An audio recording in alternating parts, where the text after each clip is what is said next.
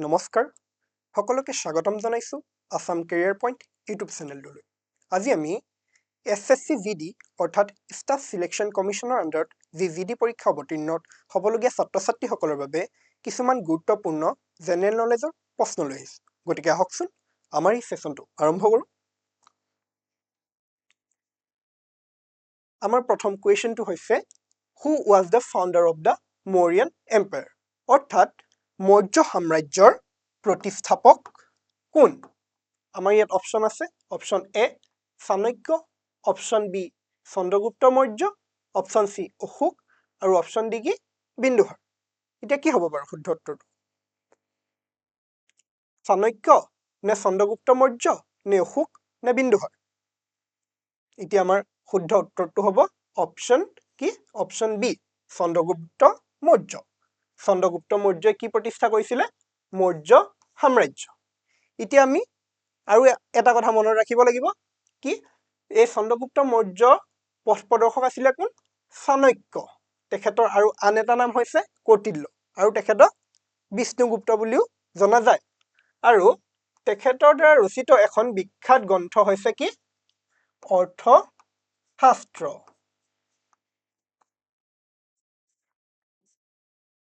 এতিয়া আহিছো আমাৰ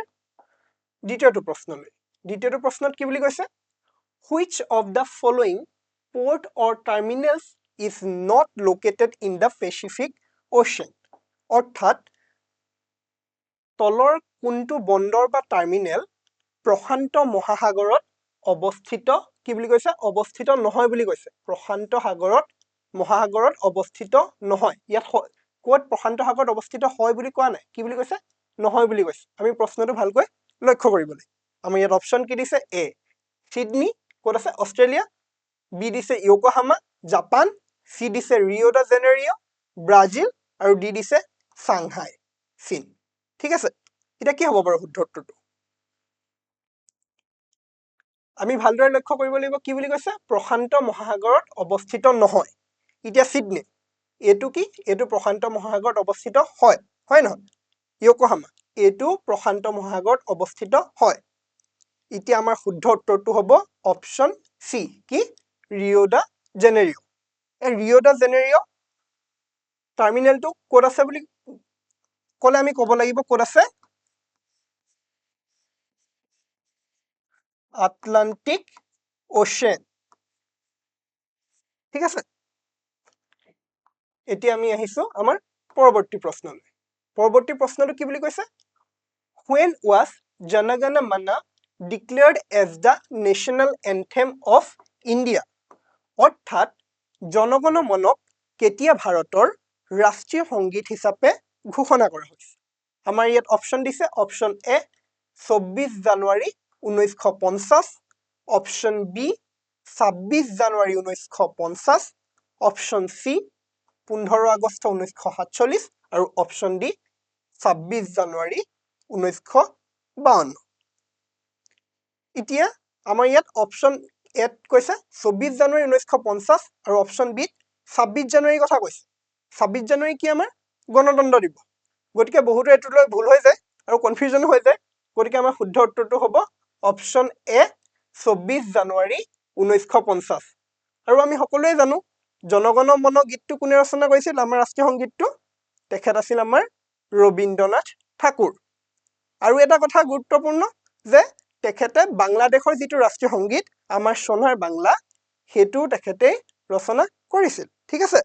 এতিয়া আমি আহিছো আমাৰ পৰৱৰ্তী প্ৰশ্নলৈ আমাৰ পৰৱৰ্তী প্ৰশ্নটোত কি বুলি কৈছে where were the first modern Olympic games held অৰ্থাৎ প্ৰথম আধুনিক অলিম্পিক গেমছ ক'ত হৈছিল আমাৰ ইয়াত অপশ্যন আছে এ পেৰিছ বি এথেন্স সি লণ্ডন আৰু ডি আছে কি লছ এঞ্জেলেছ এতিয়া আপোনালোকে এটা কথা জানেনে বাৰু প্ৰথম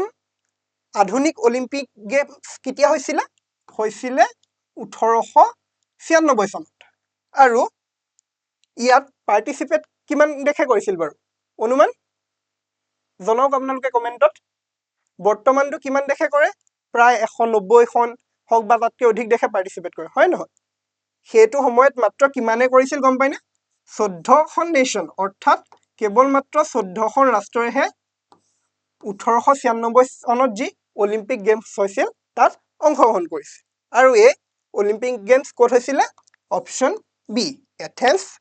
অৰ্থাৎ গ্ৰীচত ঠিক আছে এতিয়া আহিছো আমাৰ পৰৱৰ্তী প্ৰশ্নলৈ পৰৱৰ্তী প্ৰশ্নত কৈছে যে for which work did Rabindranath Tagore receive the Nobel prize in literature অৰ্থাৎ কোনখন গ্ৰন্থৰ বাবে ৰবীন্দ্ৰনাথ ঠাকুৰে কি পাইছিলে সাহিত্যত নোবেল পুৰস্কাৰ পাইছিলে ইয়াত আমাৰ অপশ্যন দিছে অপশ্যন এত কি কৈছে গীতাঞ্জলি অপশ্যন বিত কৈছে সাধনা অপশ্যন চিত কৈছে চখেৰৱালী আৰু অপশ্যন ডিত কৈছে কি নেশ্যনেলিজম কি হ'ব পাৰে বাৰু আপোনালোকে কমেণ্টত জনাওক আৰু ৰবীন্দ্ৰনাথ ঠাকুৰে নোবেল প্ৰাইজ সাহিত্যৰ বাবে কেতিয়া পাইছিল জানেনে তেখেতে নোবেল প্ৰাইজ পাইছিলে 1913 চনত আৰু কোনখন গ্ৰন্থৰ বাবে পাইছিলে ইয়াৰ ভিতৰত হ'ব option A Gitanjali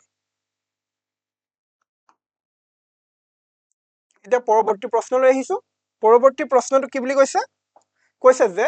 who was the first deputy prime minister of India এতিয়া কৈছে ভাৰতৰ প্ৰথম উপ প্ৰধানমন্ত্ৰী কোন আছিল আমাক কি কৈছে উপ প্ৰধানমন্ত্ৰীৰ কথা কৈছে আমাক প্ৰধানমন্ত্ৰীৰ কথা সোধা নাই প্ৰধানমন্ত্ৰী বুলি ক'লে আমি কোন বুলি ক'ম ভাৰতৰ প্ৰথম প্ৰধানমন্ত্ৰী আছিল পণ্ডিত জৱাহৰলাল নেহৰু হয় নহয় বাৰু এতিয়া আমাক কৈছে প্ৰথম উপ প্ৰধানমন্ত্ৰী আমাৰ ইয়াত অপশ্যন দিছে কি এ জৱাহৰলাল নেহৰু বি মোৰাৰজী দেশাই চি চৰ্দাৰ বল্লভভাই পেটেল আৰু ডি দিছে কি চৰণ সিং আমি গম পালো কি জৱাহৰলাল নেহৰু হয় জানো জৱাহৰলাল নেহৰু নহয় কাৰণ তেখেত কি আছিলে ভাৰতৰ প্ৰথম প্ৰধানমন্ত্ৰী কি হ'ব পাৰে বাৰু জৱাহৰলাল নেহৰুটো নহয় গম পালোৱে মোৰাৰজী দেশাই হ'ব নে চৰ্দাৰ বল্লভভাই পেটেল হ'ব নে চৰণ সিং হ'ব এতিয়া শুদ্ধ উত্তৰটো কি হ'ব চৰ্দাৰ বল্লভভাই পেটেল তেখেত কেৱল ভাৰতৰ প্ৰথম উপ প্ৰধানমন্ত্ৰী নাছিল তেখেত কি আছিলে বাৰু ফাৰ্ষ্ট হোম মিনিষ্টাৰো আছিলে আকৌ আৰু তেখেতক কি বুলি কোৱা হয় জানানে তোমালোকে তেখেতক কোৱা হয় iron man of India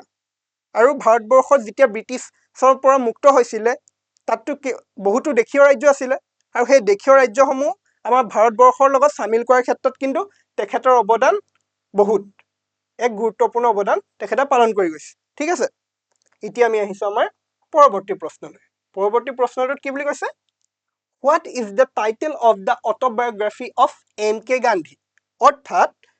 Mahatma গান্ধীৰ আত্মজীৱনীখনৰ শিৰোনাম কি এতিয়া মহাত্মা গান্ধীকতো আমি সকলোৱে চিনি পাওঁ তেখেতক জাতিৰ পিতা বুলিও কোৱা হয় হয় নহয় এতিয়া আমাৰ ইয়াত অপশ্যন দিছে অপশ্যন এত কি বুলি কৈছে মাই এক্সপেৰিমেণ্ট উইথ ট্ৰুথ অপশ্যন বিত কৈছে my life my truth option চিত কৈছে the story of my life আৰু ডিত কৈছে গান্ধী এণ্ড অট'বায়োগ্ৰাফি কি হ'ব পাৰে বাৰু গান্ধী এণ্ড অট'বায়োগ্ৰাফি হ'ব নি বাৰু কাৰণ ইয়াত কৈয়ে দিছে গান্ধী এক আত্মজীৱনী হ'ব পাৰে নেকি বাৰু আকৌ তেখেতে কিহৰ কথা কয় সত্য অহিংসা গতিকে মাই এক্সপেৰিমেণ্ট উইথ ট্ৰুথ হ'ব নি বাৰু আকৌ ইয়াতো আছে আকৌ ইয়াত কি বুলি আছে my life my truth confusion হয় নহয় গতিকে ইয়াৰ শুদ্ধ উত্তৰটো কি হ'ব শুদ্ধ উত্তৰটো হ'ব মাই experiment with truth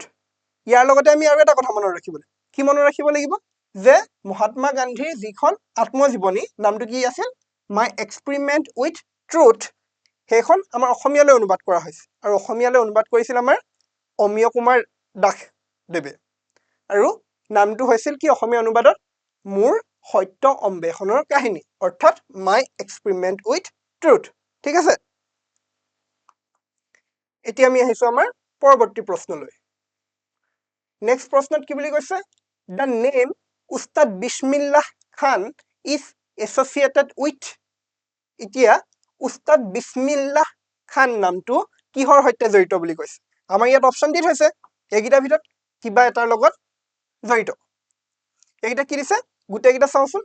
tabla seater shehnai flute গোটেইকেইটা হৈছে বাদ্যযন্ত্ৰ এতিয়া উস্তাদ বিছমিল্লাহ কি বুলি কৈছে খান তেখেত এই বাদ্যযন্ত্ৰকেইটাৰ ভিতৰত কোনটো বাদ্যযন্ত্ৰত তেখেত উস্তাদ আছিল বা কোনটো বাদ্যযন্ত্ৰ তেখেতে ব্যৱহাৰ কৰিছিল কি হ'ব পাৰে বাৰু তেখেতে আকৌ ভাৰতৰ সৰ্বোচ্চ সন্মান এটাও পাইছে কি পাইছে তেখেতে ভাৰতৰত্ন পাইছে দেই সেইটো মনত ৰাখিবা এতিয়া ইয়াৰ ভিতৰত শুদ্ধ অপচনটো কি হ'ব অপচন সি সেহনাই এতিয়া আমি আহিছো আমাৰ পৰৱৰ্তী প্ৰশ্নলৈ এতিয়া পৰৱৰ্তী প্ৰশ্নত কি সুধিছে আমাক Kalighat painting is a traditional art form of which Indian state এটা কৈছে কিহৰ কথা কালীঘাট পেইন্টিং নামটো শুনিছানে কোনোবাই কালীঘাট চিত্ৰকলা ভাৰতৰ কোনখন ৰাজ্যৰ পৰম্পৰাগত কলাৰূপ ইয়াত আমাৰ ইয়াত অপচন দিছে অপচন এ দিছে আমাৰ কি দিছে ওয়েস্ট বেংগল অপচন বি দিছে কেৰেলা অপচন সি দিছে তামিলনাডু আৰু অপচন ডি দিছে অন্ধ্ৰপ্ৰদেশ কি হ'ব পাৰে বাৰু কমেন্টত জনোৱা তোমালোকে কিহৰ কথা কৈছে কালীঘাট পেইন্টিং কোনখন ৰাজ্যৰ হ'ব পশ্চিম বংগ নে কেৰেলা তামিলনাডু অন্ধ্ৰপ্ৰদেশ কি হ'ব পাৰে বাৰু আমাৰ ইয়াত শুদ্ধ উত্তৰটো হ'ব কি অপচন এ ওয়েস্ট বেংগল এতিয়া আমি আহিছো আমাৰ পৰৱৰ্তী প্ৰশ্ন ইয়াত দিছে who wrote the book long walk to freedom অৰ্থাৎ স্বাধীনতালৈ বহুদূৰ অসমীয়া অনুবাদ কৰিলেহে বুলি হ'ব কিন্তু ইংলিছতে আছে গতিকে কি লং ৱাক টু ফ্ৰীডম নামৰ গ্ৰন্থখন কোনে লিখিছিল এখন এখন কি হয় লং ৱাক টু ফ্ৰীডম হৈছে এখন আত্মজীৱনী ঠিক আছে এখন কোনে লিখিছিল এতিয়া মহাত্মা গান্ধীয়ে লিখিছিল অপচন বি দিছে Nelson Mandela option C Martin Luther King Junior আৰু অপচন ডি দিছে কি এব্ৰাহাম লিংকন এতিয়া মহাত্মা গান্ধীয়ে কি লিখিছিলে আমি অথনি গম পালো কি আছিলে মহাত্মা গান্ধীৰ আত্মজীৱনীখন মাই এক্সপেৰিমেণ্ট উইথ ট্ৰুথ হয় নহয় এতিয়া মহাত্মা গান্ধী নহয় সেইটো গম পালোৱে গতিকে কি হ'ব পাৰে বাৰু নেলছন মেণ্ডেলা নে মাৰ্টিন লুথাৰ কিং জুনিয়ৰ নে আব্ৰাহাম লিংকন এতিয়া শুদ্ধ উত্তৰটো হ'ব আমাৰ অপচন বি নেলছন মেণ্ডেলা তেখেত কোন আছিল বাৰু জানানে তোমালোকে তেখেত আছিলে সাউথ আফ্ৰিকাৰ প্ৰেচিডেণ্ট আছিলে তেখেত ঠিক আছে আৰু তেখেতে শান্তিৰ বাবে কি পাইছিলে নোবেল পুৰস্কাৰ পাইছিলে আৰু তেখেতে যিটো এপাৰ্থাইড চিষ্টেম বুলি কয় বৰ্ণ বৈষম্য ব্যৱস্থা হেতুৰ বিষয়ে যুঁজ দি লাষ্টত কি হ'বলৈ সক্ষম হৈছিলেগে একেবাৰে প্ৰেচিডেণ্ট হ'বলৈ সক্ষম হৈছিলে গতিকে কি হ'ব শুদ্ধ উত্তৰ নেলছন মেণ্ডেলা ঠিক আছে এতিয়া আহিছো আমাৰ পৰৱৰ্তী প্ৰশ্নলৈ দিছে who changed the name of Hindustan Republican Association HRA to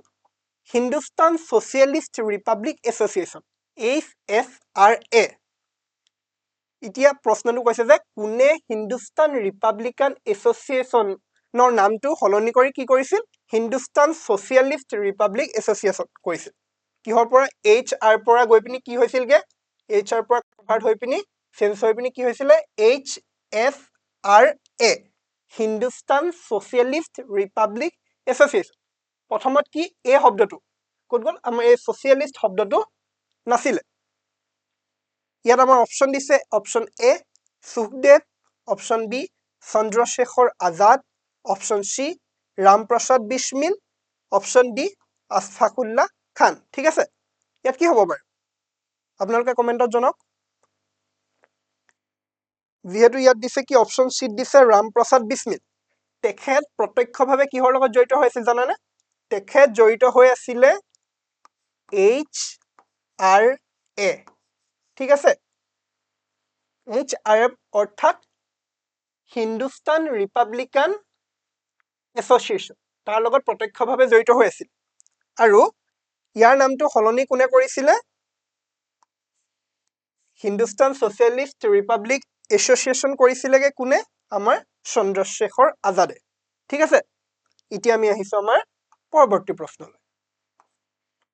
এতিয়া পৰৱৰ্তী প্ৰশ্নটোত কি বুলি দিছে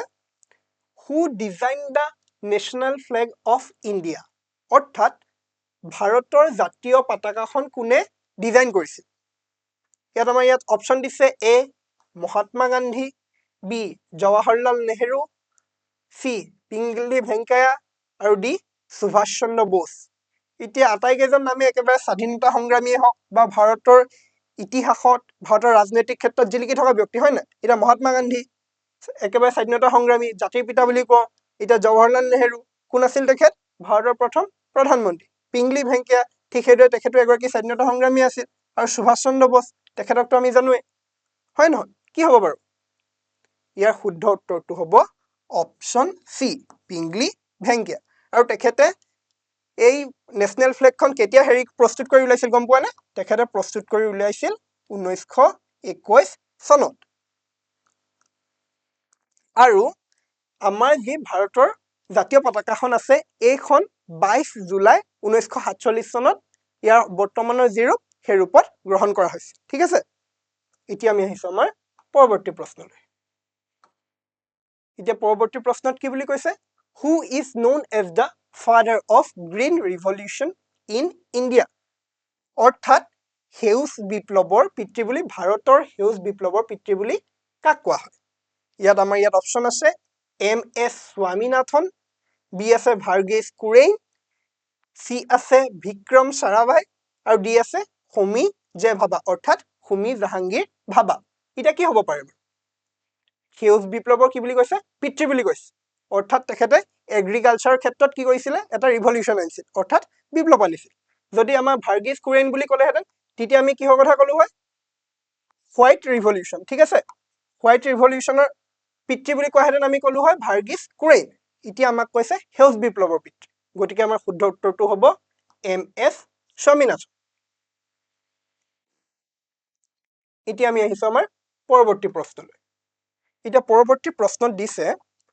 who is known as the milkman of India ভাৰতৰ দুগ্ধ মানৱ বুলি কাক জনা আমাৰ ইয়াত অপশ্যন আছে কি অপশ্যন এত আছে doctor Verghese Kurien option B আছে MS স্বামীনাথন অপশ্যন চিত আছে নৰমান বৰলাক আৰু অপশ্যন ডি আছে কোন অমৰ্ত্য সেন এতিয়া আমি গম পালো MS স্বামীনাথনক কি বুলি কোৱা হয় তেখেতক কোৱা হয় ফাদাৰ অফ গ্ৰীণ ৰিভলিউশ্যন হয় নহয় আমি ইয়াৰ আগৰ প্ৰশ্নত পাই গলো এতিয়া আমাৰ কি হ'ব পাৰে বাৰু এইটো নহয় বুলি আমি গম পালো যে MS স্বামীনাথন নহয় কাৰণ আমাৰ ইয়াত ভাৰতৰ দুগ্ধ মানৱ বুলি কৈছে কি হ'ব পাৰে আমাৰ শুদ্ধ উত্তৰটো হ'ব option A doctor Verghese Kurien মই ইতিমধ্যে কৈ গৈছো কি বুলি তেখেত হোৱাইট ৰিভলিউশ্যন কৰিছিল হোৱাইট এতিয়া গাখীৰ কি গাখীৰ বগা হয় নহয় দুগ্ধ মানে হৈছে গাখীৰ দুগ্ধ মানে কি দুগ্ধ মানে গাখীৰ আৰু গাখীৰ বগা মিল্ক ইজ হোৱাইট হয় নহয়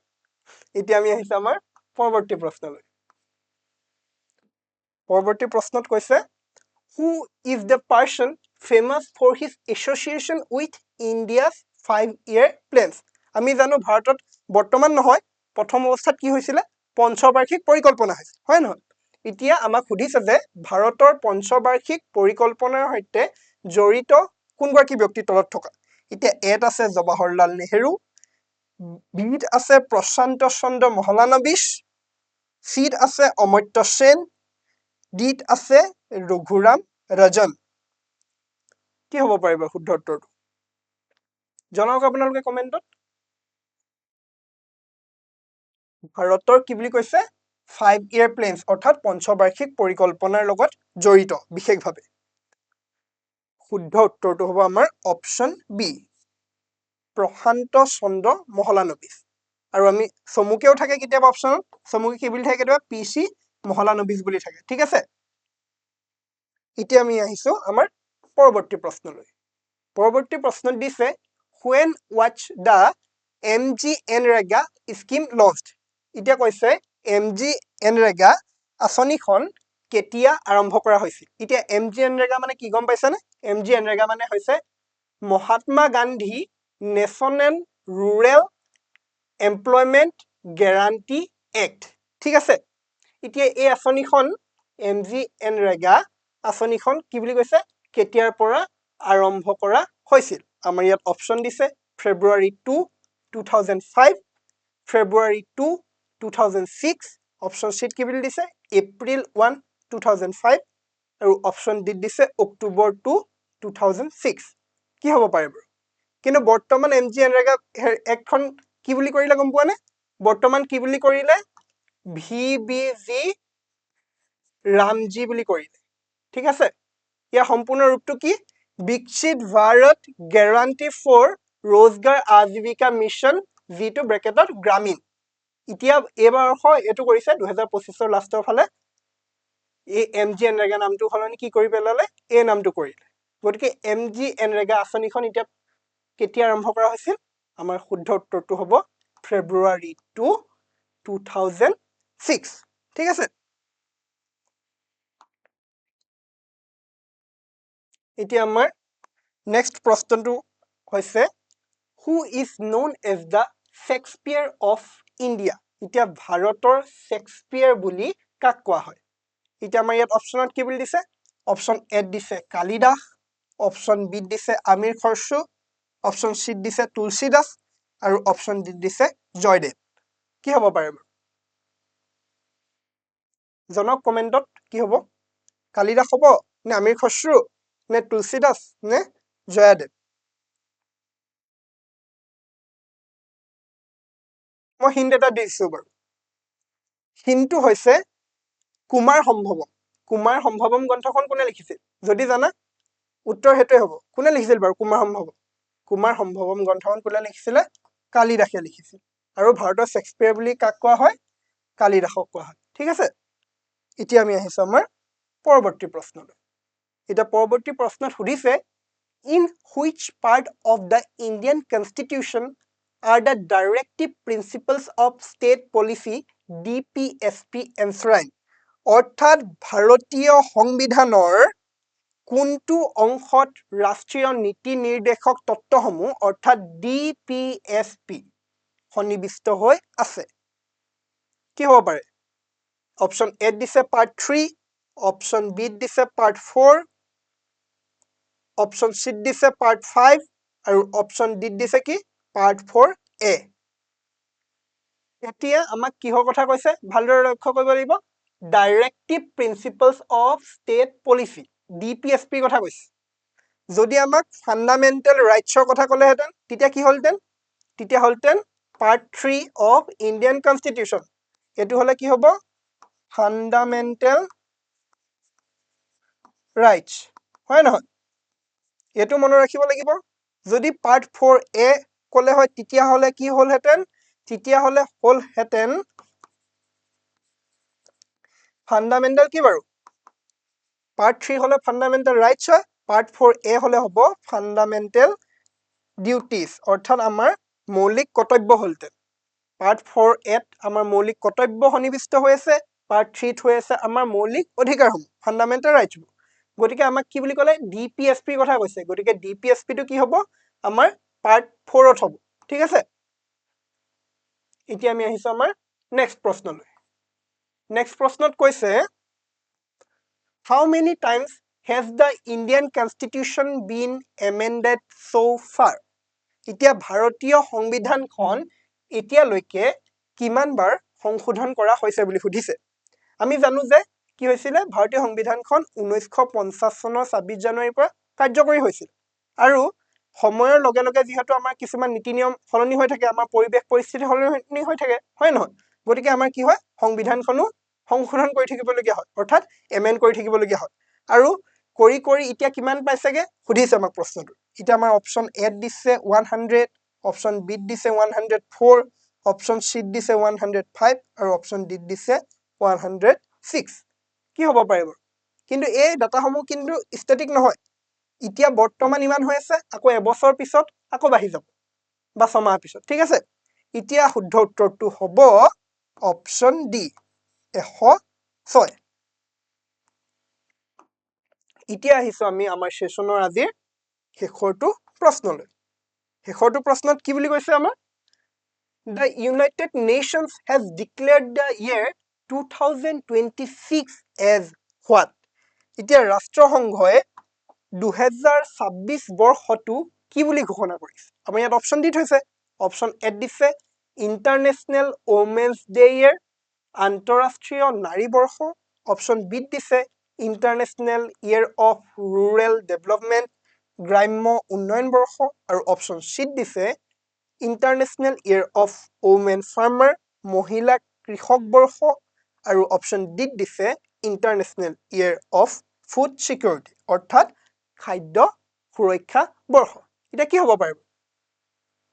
2026 বৰ্ষটো কোনে এই বুলি ডিক্লেয়াৰ কৰিছে বা ঘোষণা কৰিছে ইউনাইটেড নেশ্যনছ ইউএনএ ঘোষণা কৰিছে এতিয়া আমাৰ শুদ্ধ উত্তৰটো হ'ব কি international year of women farmers ক'ত আছে এইটো অপশ্যন চিত আছে হয় নহয় গতিকে অপশ্যন চিটো হ'ব আমাৰ শুদ্ধ উত্তৰ গতিকে